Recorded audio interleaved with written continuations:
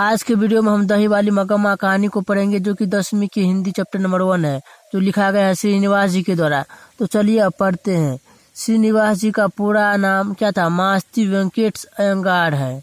देखिए, ये ऑब्जेक्टिव में प्रश्न बन सकता है। श्रीनिवास जी का पूरा नाम क्या है? मास्ती वेंकटेश अयंगार है। उनका जन्म 6 जून 1891 ईस्वी में कोलार कर्नाटक में हुआ था। ये भी प्रश्न बन सकता है, श्रीनिवास जी का जन्म कब हुआ था? तो 6 जून 1891 ईस्वी में कोलार कर्नाटक में हुआ था। श्रीनिवास जी का देहावसान हो चुका है। वे कन्नड़ साहित्य के सर्वाधिक प्रतिष्ठित रचनाकारों में से कन्नड़ साहित्य है। उन्होंने कविता, नाटक, आलोचना, जीवन चरित्र आदि साहित्य की प्राय सभी विधाओं में उल्लेखनीय योगदान दिया है। साहित्य अकादमी ने उनके कहानी संकलन सन्ना कथेगुल को 1967 ईस्वी में पुरस्कृत किया था। कितना ईस्वी में? 1967 ईस्वी में। उन्हें ज्ञानपीठ पुरस्कार भी प्राप्त हुआ। यह कहानी कन्नड़ कहानियाँ है। कौन कहानी है? कन्नड़ कहानियाँ है। ये भी प्रश्न बन सकता है। नेशनल बुक ट्रस्ट इंडिया से संभाल ली गई है। कहाँ से ली गई? नेशनल बुक ट्रस्ट इंडिया से संभाल ली गई है। इस कहानी का अनुवाद कौन किया है? हिंदी अनुवाद B.R. नारायण ने किया है। पूछ सकता है, दही वाली मगम्मा कहानी जो है, इसका हिंदी रूपांतरण किसने किया? B.R. नारायण ने किया। अब चलिए आगे इस कहानी को पढ़ते हैं।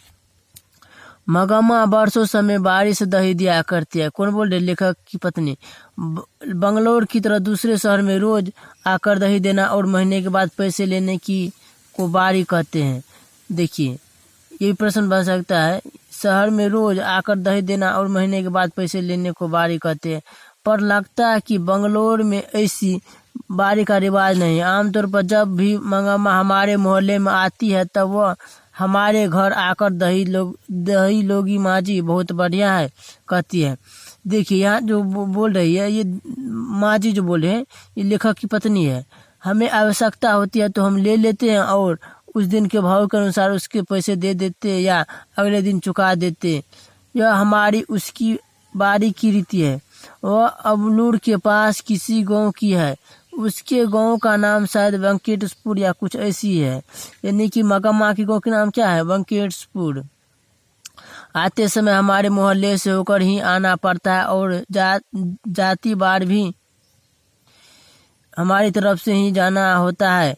मैं उससे जरा अच्छी तरह बात करती हूँ, इसलिए कभी कभी गांव से आते समय और सारा दही खत्म करते जाते समय दोनों बार मेरे पास आ जाया करती। आकर आंगन में थोड़ी देर बैठती, सबसे बातें करती, पान सुपारी खाती। न रहने पर कभी हमसे पान सुपारी मांगकर खाकर गाँव जाती। ऐसे मौके पर यदि मेरे पास समय होता तो वह अपना सुख दुख भी बताया करते। मुझसे भी सुख दुख पूछती। मुझे भला क्या सुनाती? वो यही कि बिल्ली ने दूध पी लिया, चूहे ने कुम्हारे में छेद कर दिया, तब वह दुनिया ही ऐसी है कहकर अपने अनुभव की बातें सुनाती। बाद में यह भी कहती कि इस दुनिया में किस ढंग से चलना चाहिए। मगम्मा मुझे अच्छी लगती। मुझ में और उसमें बहुत घनिष्ठता हो गई। किसमें? लेखक की पत्नी में, माँ जी में और मगम्मा में। कोई 1 महीने पहले की बात है। मगम्मा ने सवेरे सवेरे आवाज लगाई, दही लोगी माँ जी? मैं भीतर कुछ कर रही थी। मेरा बेटा बोला, हाँ लूंगा, और पास जाकर दही दो कहकर उसने हाथ फैलाया। मगम्मा ने मटकी से थोड़ा अच्छा गाढ़ा दही निकालकर उसको हथेली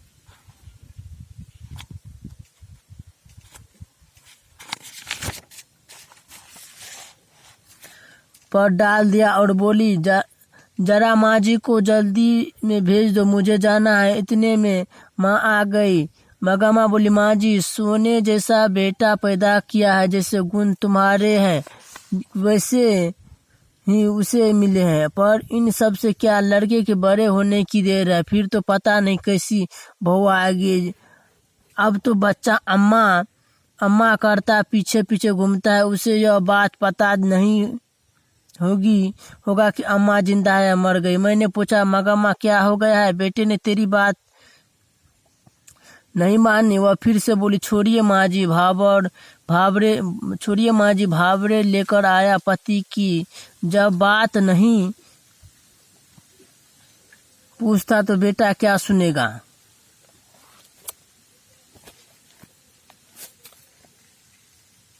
इस पर मैंने पूछा, तेरे घर वाले ने तेरी बात नहीं मानी क्या?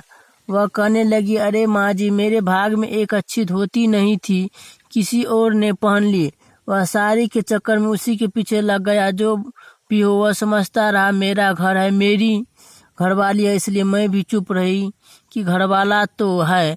सच कहती हूँ, अमृत बेचती रही, पति खा गई। पता नहीं मेरे नसीब में क्या क्या लिखा है। पर आपको एक बात कहती हूँ, ध्यान रखिएगा, घरवाला जब भी घर आए तो अच्छी तरह कपड़े लत्ते पहनकर घुमा कीजिए। मर्दों का मन बड़ा चंचल होता है, उनकी पसंद की साड़ी ब्लाउज पहनकर घुमा कीजिए। फूल इत्र आदि लगाकर उनके मन को बस में करना चाहिए। आपने जो साड़ी पहन रखी है काम धंधों के लिए ठीक है, जब घर में अकेली रहती है तब के लिए वह ठीक है। शाम के समय एक बढ़िया साड़ी पहनकर रहना चाहिए। मुझे जरा हंसी आई, लेकिन ऐसा लगा कि अनुभव से कितनी बड़ी बात कह रही है। साथ ही यह दुख भी हुआ कि उस अनुभव के पीछे दुख छिपा है। मैं बोले, हाँ माँ, तुम्हारी बात 16 आने सच है। कौन बोल रही? माँ जी। बाद में माँ बोली, देखिए माँ जी, आदमी को ढंग से बस में रखने के लिए 3-4 गुण है। कुछ लोग कहते हैं कि टोना टोटका करो या जड़ी बूटी खिला दो। अरे कहावत है, दवा करने से तो मसान ही जगता है। ऐसे लोगों की बातें नहीं सुननी चाहिए। कोई न कोई स्वाद की चीज बना कर दीजिए। आँखों को तृप्त करने की को अच्छी तरह से कपड़े लत्ते पहन ओढ़ कर दुखी रहने पर भी हंसकर बातें कीजिए। घर के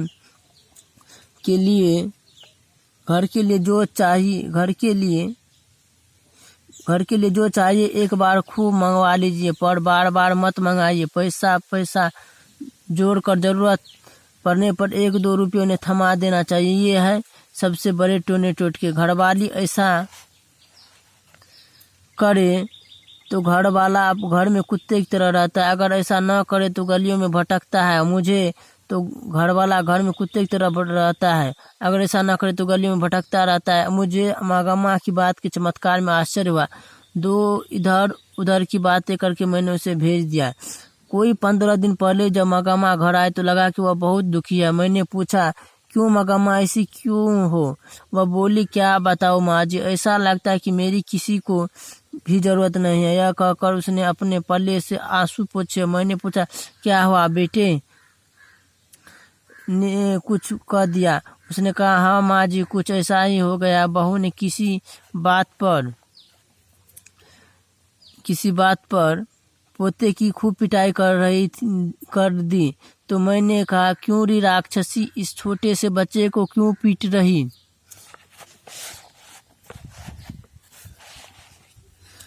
है? तो मेरे ऊपर चढ़ बैठी, खूब सुनाई उसने। तब मैंने भी उसे कह दिया, मैं तेरे घरवाले की माँ हूँ, तू मुझसे इतनी जबान लड़ा रही है, आने तो दे उसे। वह महाराजा घर आया, उससे मैं बोली, देख भैया, इसने बेमतलब में अनजान बच्चे को इतनी जोर से पीटा। मैंने मना किया तो मुझे भी चार सुनाती है। तू जरा अपने घरवाली को अकल सिखा। इस पर बोली, मुझे क्या सिखाएगी? लड़का अगर कुछ उधम करता है तो उसे मना करने का हक मुझे नहीं। तुमने जैसे इन्हें पैदा किया वैसे ही मैंने उसे पैदा किया। मुझे क्या अकल सिखाने चली है? जो भी हो माँ जी, वह उसकी घरवाली है, मैं माँ हूँ। उसे कुछ कहा तो पलटकर जवाब देती। मुझे कहे तो मैं क्या कर सकती हूँ? इस पर वह बोला, हाँ माँ, वह अपने बेटे को मारती है तो तुम क्यों उसे झगड़े में पड़ती हो? तुम मुझे दंड दो। जब मैंने कहा, क्यों रे, मुझसे गलती हो गई। मुझे बहुत गुस्सा आया माँ जी, बात मेरे मुंह से निकल ही गई। क्या कहता है रे, बीबी ने तुझ पर जादू फेरा है। वह बच्चे को पीटे तो भी ठीक है और मुझे गाली दे तो भी ठीक है, बहुत अच्छे है। कल वह कह दे माँ को निकाल दे तो तू निकाल बाहर करेगा? इस पर वह बोला, और क्या किया जा सकता है माँ? अगर तुम यह कहो कि घरवाली रहेगी तो नहीं रहती और मैं रहूंगी तो घरवाली नहीं रह सकती, तो उस बेचारी को सहारा कौन दे? मैंने पूछा, मुझ बेसहारा का क्या बनेगा। तब उसने कहा, तुम्हारा क्या है माँ, तुम्हारे पास गाय बैल है, पैसा है, तुम्हें क्या है, मैं पाल सकता हूँ। मैंने पूछा, तुम्हारा कहना है कि मैं अलग हो जाऊं। इस पर उसने साफ कह दिया, तुम्हारी मर्जी, अगर तुम अलग होना चाहती हो तो रोकूंगा नहीं, मैं तुम्हारे झगड़ों से तंग आ गया हूँ। इस पर मैंने कहा, अच्छी बात है बेटा, आज दोपहर से मैं अलग हो जाती हूँ, तुम अपने घरवाले के साथ सुख से रहो। फिर दही लेकर चली आई माँ जी। मैंने दही लेकर उसे पैसे दिए और कहा, जाने दो मगम्मा, घर जाओ, ठीक से रहो, सब अपने आप ठीक हो जाएगा। अगले दिन मगम्मा आए तो पिछले दिन जैसी दुखी नहीं दिख रही थी, लेकिन मन पहले की तरह हल्का नहीं था। मैंने पूछा, झगड़ा निपट गया कि नहीं। इस पर उसने जवाब दिया, वह निपटने देगी क्या, कल दही बेचकर गई तो मेरे बर्तन भाड़े अलग रख दिए थे, एक कुठले में रागी और एक में चावल, थोड़ा सा नमक मिर्च सब एक तरफ रखकर खुद खाकर और अपने पति को खिलाकर पाँव पसारे बैठी थी। आप बताइए माँ जी, झगड़ा कैसे निपटेगा। मैंने थोड़ा हिट्ठू बनाकर खाया। शादी के बाद बेटा कभी अपना रहता है माँ जी। ठीक है, जब उन्हें नहीं चाहिए मैं ही क्यों जबरदस्ती करूं। अलग ही रहने लगी माँ जी। रोज उस बच्चे को थोड़ा सा दही देकर बाद में बेचने आया करती थी। आज ठीक उसी समय वह उसे बच्चे को लेकर कहीं चली गई थी। मैं जानती हूँ कि उसकी यह चाल है कि मैं उस बच्चे से बात न कर पाऊँ। इतनी छोटी सी बात की कैसी रामायण बनती जा रही है, मुझे आश्चर्य हुआ। पर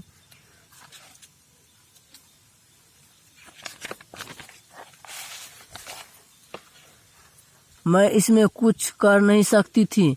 इधर उधर की कुछ बातें करके मैंने मगम्मा को विदा किया।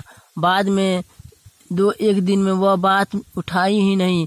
ऐसा लगा कि वह अलग ही रहने लगी है। आज के वीडियो में हमने चैप्टर नंबर 1 का पार्ट 1 लेकर के आए थे, इसमें इतना कंप्लीट किया। अगले हम इसका पार्ट 2 लेकर के आएंगे। आज के लिए इतना ही, मिलते हैं अगले वीडियो में। वीडियो अच्छा लगा तो चैनल को सब्सक्राइब करें।